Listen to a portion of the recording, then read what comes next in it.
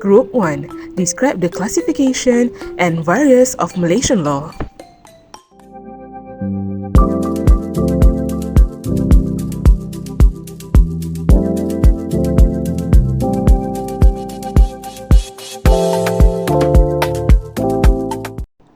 Hi everyone, my name is Nick. Today I will be discussing the classifications and various ratios of Malaysian law.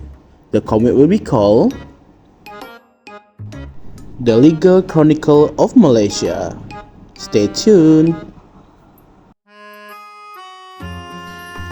Classification of law has three, that is public law, private law, and international law. This is public law, individual plus states. There is constitutional law, criminal law, administrative law, and tax law. Let's see the next slide. Constitutional law lays down the right of individual in states.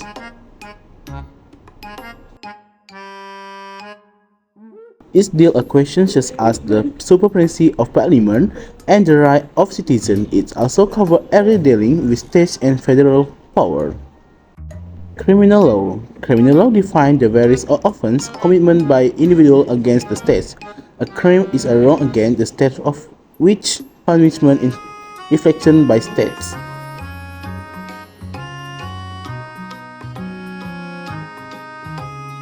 So the next is administrative law. The law that governs the administrative process, including rulemaking, adjudications, and enforcement.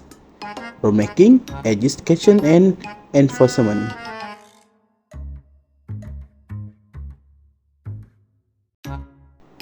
And the next is tax law.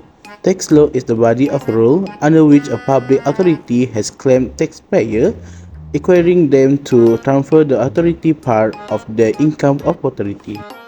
Private law. Private law have contract law and third law. The law have governed the formation, performance, and termination of contract.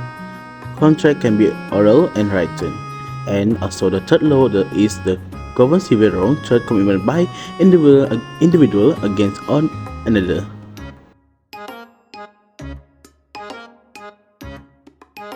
So the next is for property law and family law.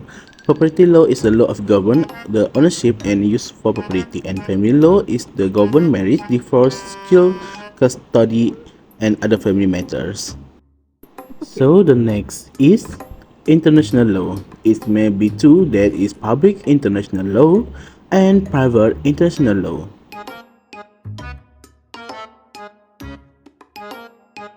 Public international law is components to law, rules, and participants of general applications that deal with the conduct of the non-state and international organizations among themselves, as well as the relationship between non-states and international organizations with the persons.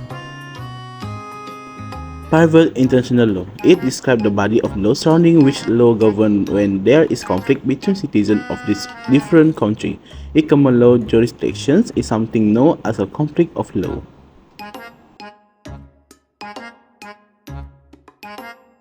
Next, I'm Siti Hajar and I will be explaining about the source of Malaysian law.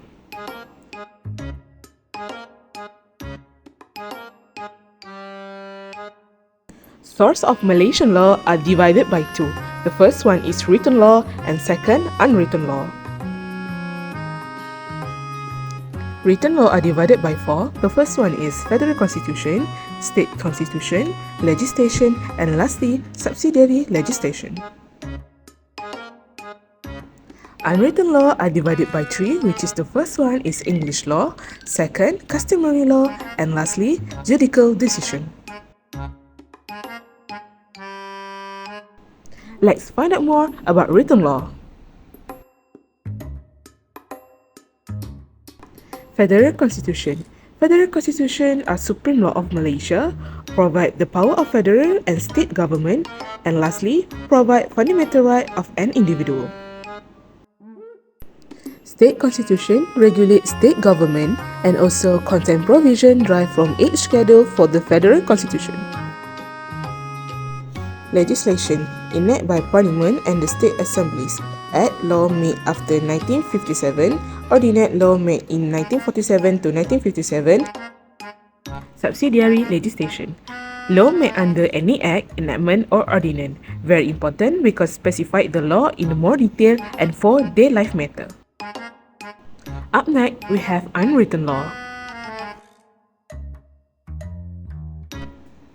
English law. Applied in Malaysia is through the common law. Customary law, custom practiced by local people, for example, adat pepatih and adat temenggung. Judicial decision, not decided cases abdi diri, must follow precedent, which is previous decision of similar situation. Lastly, the source of Malaysian law is Islamic law.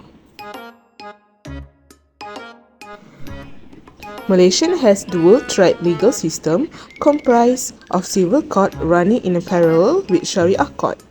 Applicable to Muslim only, does not apply to non-Muslim. The cases example like family matter like marriage and divorce, and also estate matter like inherit and wasiat.